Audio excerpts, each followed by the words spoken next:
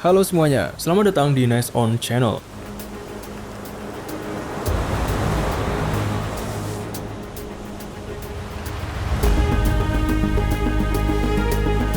Kapal induk adalah sebuah kota kecil di laut yang berfungsi sebagai pangkalan untuk meluncurkan dan mendaratkan pesawat, serta memberikan akomodasi untuk seluruh kru.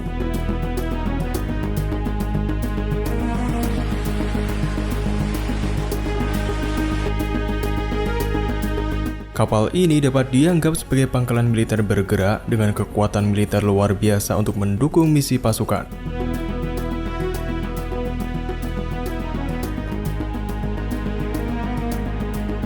Baik di darat maupun di lautan, kehidupan harus tetap berjalan.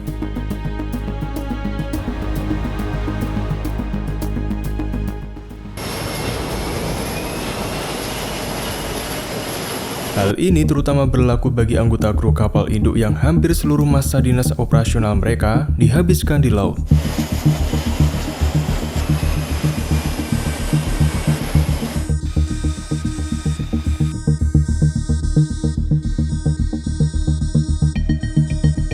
Kapal induk merupakan entitas yang besar dan membutuhkan perhatian ekstrim dalam pengaturan karena ia sangat berbeda dari sekedar platform tempur biasa.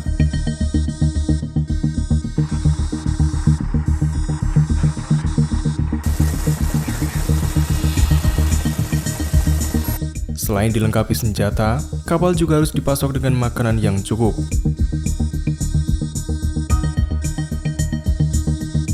Sebuah kapal induk dapat memiliki lebih dari 5.000 awak kapal. Untuk memberi makan semua awak, sebanyak 100 koki harus bekerja keras menyiapkan lebih dari 17.000 hidangan setiap hari.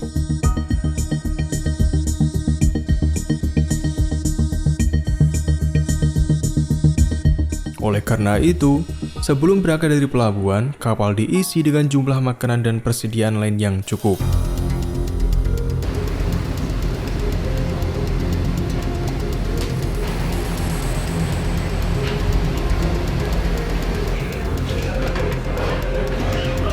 Kualitas dan kuantitas makanan dapat mempengaruhi efektivitas kru di kapal. Maka operasi ini sama pentingnya dengan mempersenjatai kapal induk.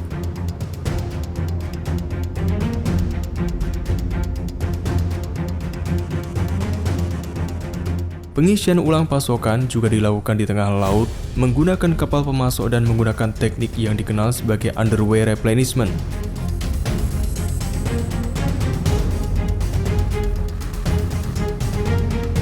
Kapal pasokan menyediakan persediaan seperti bahan bakar, makanan, amunisi dan surat dari pelabuhan yang bersahabat untuk mengejar armada dan berlayar sejajar dengan kapal induk dengan kecepatan yang sama.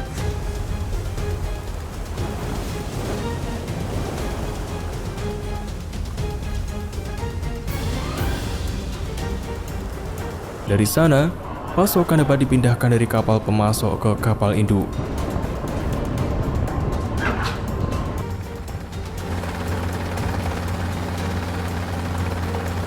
Dengan mempertimbangkan bahwa setiap anggota kru mengkonsumsi 3 kali makan sehari, jumlah makanan yang harus diproduksi setiap hari di kapal dapat mencapai 17.000 hidangan, menjadikannya tugas yang melelahkan dan memakan biaya yang mahal.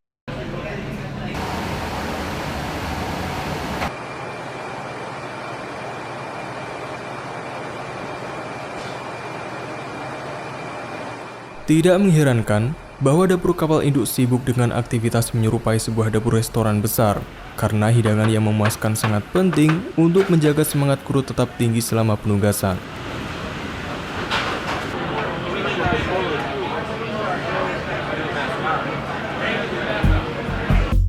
Para ahli kuliner yang mengenakan seragam dan topi akan mengurus, memasak, dan memastikan kru mendapatkan nutrisi yang cukup.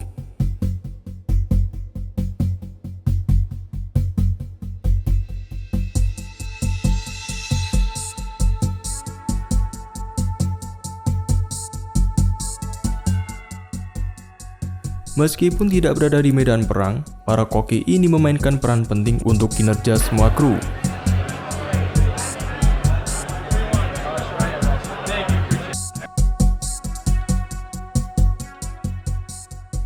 Para koki mengikuti siklus menu yang berlangsung selama jumlah hari yang telah ditentukan, rata-rata 15 hari.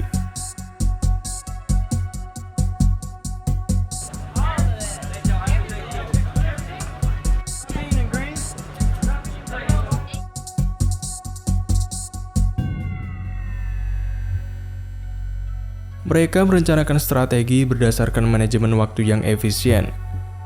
Para koki harus bangun cukup pagi setiap hari untuk memastikan sarapan disajikan sekitar pukul 6 pagi.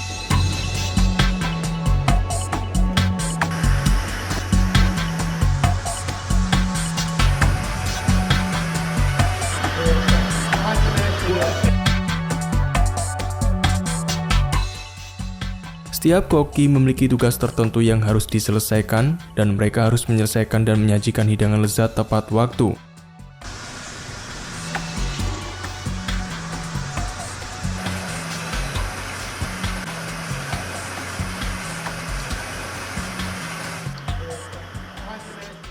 Kru, chef, dan perwira mengambil makanan mereka yang dihidangkan di berbagai sisi di aircraft galley.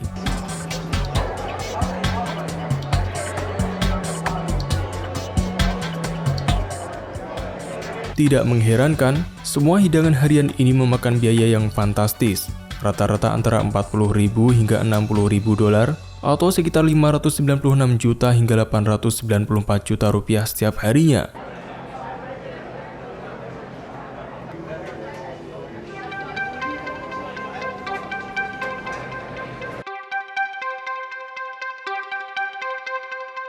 Meskipun para kru terbagi dalam berbagai tingkatan dan peran yang berbeda, setiap orang menerima jenis dan jumlah makanan yang sama.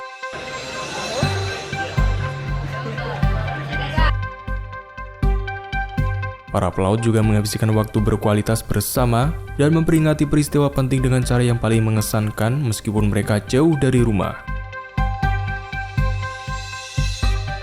Jika ada anggota kru yang berulang tahun, mereka akan merayakan ulang tahun dengan menghadiahinya dengan makanan istimewa.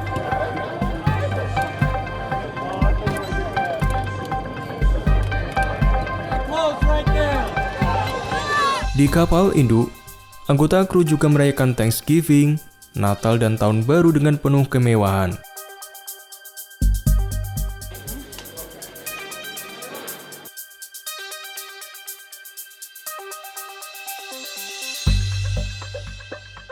Saat senggang, mereka bersama-sama menikmati kegiatan seperti menonton sepak bola, makan pai, menghadiri pesta makan malam, dan bermain bola.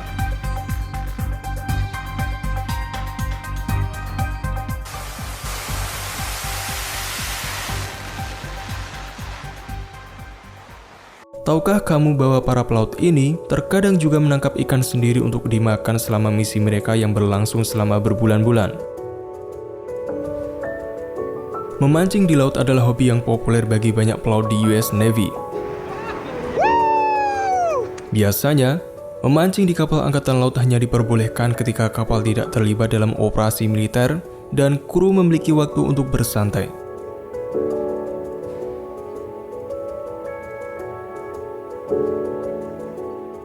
Keamanan selalu menjadi prioritas utama, sehingga kegiatan memancing direncanakan dengan hati-hati dan diawasi oleh perwira kapal.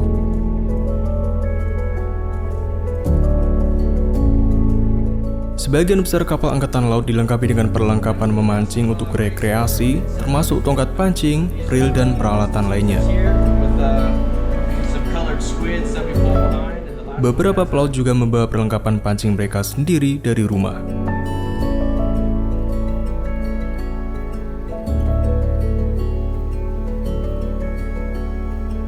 Jenis ikan yang dapat ditangkap oleh pelaut bervariasi tergantung lokasi, karena berbagai spesies ikan dapat ditemukan di berbagai bagian dunia.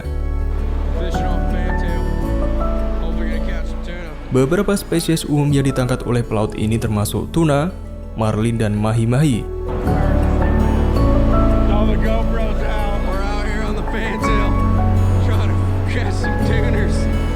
Selain metode tradisional seperti memancing dengan cara trolling atau jigging, beberapa pelaut bahkan terlibat dalam spearfishing atau menumba ikan, atau memancing dan melepas ikan untuk kesenangan semata.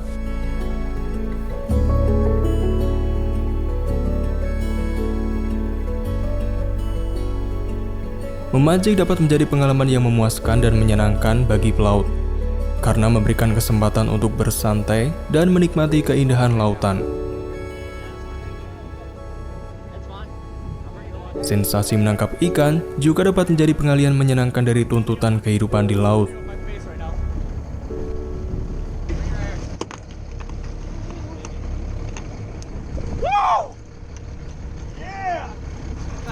Namun, memancing di kapal angkatan laut tidak hanya tentang kesenangan dan relaksasi, tetapi juga bisa menjadi cara praktis bagi pelaut untuk melengkapi makanan mereka dengan ikan segar. Meskipun sebagian besar kapal angkatan laut memiliki dapur di mana makanan disiapkan untuk kru, ketersediaan dan variasi makanan dapat bervariasi tergantung pada lokasi kapal dan misi yang sedang dilakukan. Memancing dapat memberikan variasi yang menyenangkan dan kesempatan untuk menikmati hidangan segar yang lezat.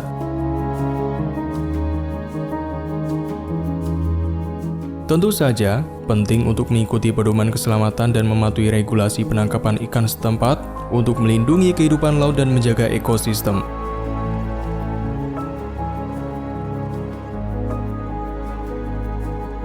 Memancing di kapal angkatan laut bisa menjadi pengalaman yang unik dan menantang. Kondisi di laut seringkali kasar dan tidak dapat diprediksi, dan pelaut harus siap menghadapi segala sesuatu, mulai dari gelombang besar hingga cuaca buruk.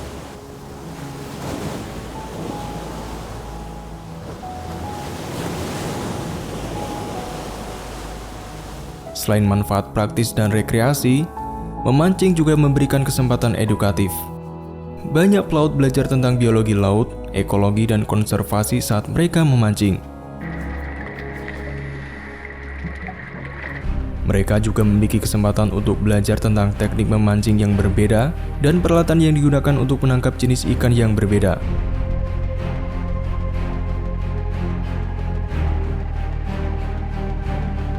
Meskipun tidak umum bagi kapal US Navy untuk menangkap ikan sebagai makanan kru, beberapa pelaut mungkin menangkap dan memakan ikan untuk kesenangan pribadi saat dalam penugasan. Namun, sumber utama makanan untuk kru diperoleh melalui cara lain, yakni melalui pasokan yang telah disiapkan dari pelabuhan atau kapal pemasok.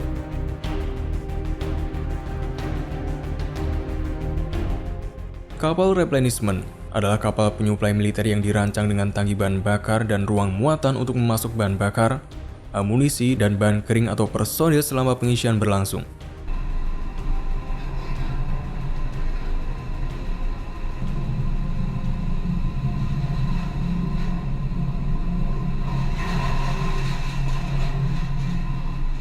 Proses pengisian ini terjadi sambil kapal berlayar.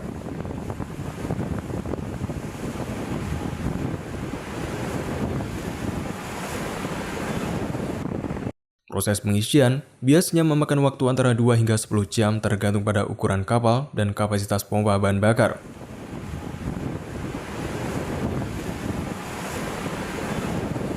Pengisian ini umumnya dilakukan dalam bentuk horizontal. Meskipun kapal tanker dilengkapi dengan awak yang terlatih untuk memastikan operasi yang sukses dalam kondisi laut yang tinggi, pengisian adalah operasi yang beresiko.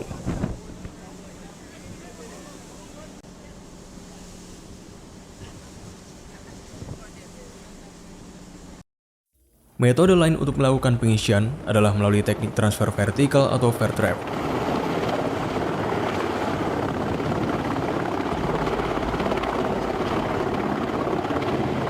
Yaitu menggunakan helikopter untuk mentransfer bahan bakar atau barang lain.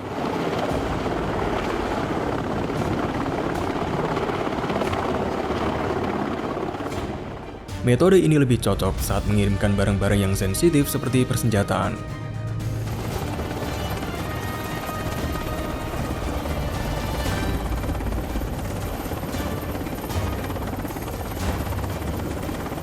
Namun tidaklah efisien untuk mengirimkan jumlah besar bahan bakar.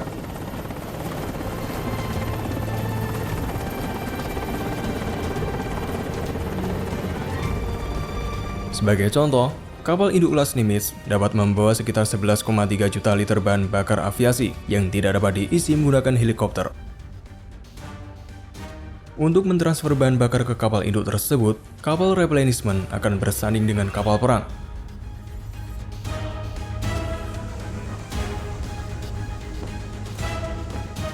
Setelah mencocokkan kecepatan, seorang operator yang terlatih khusus akan menembakkan tali untuk menarik tali jarak dan menjalin kontak antara kedua kapal.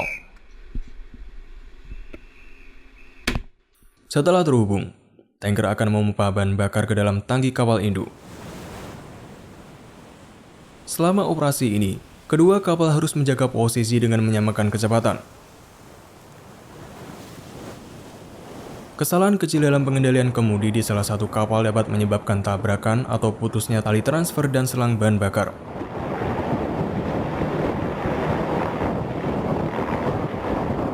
Oleh karena itu, selama proses pengisian, diperlukan pemimpin kemudi yang terlatih dan berpengalaman, dan awak di anjungan harus memperhatikan rute serta kecepatan kapal dengan seksama.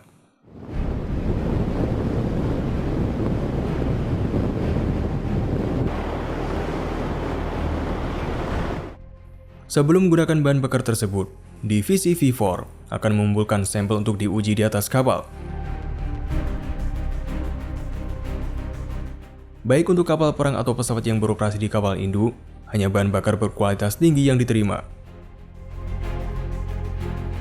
Inilah akhir dari episode kali ini. Bagaimana menurutmu? Tulis pendapatmu di kolom komentar. Dan nantikan episode selanjutnya hanya di Next On.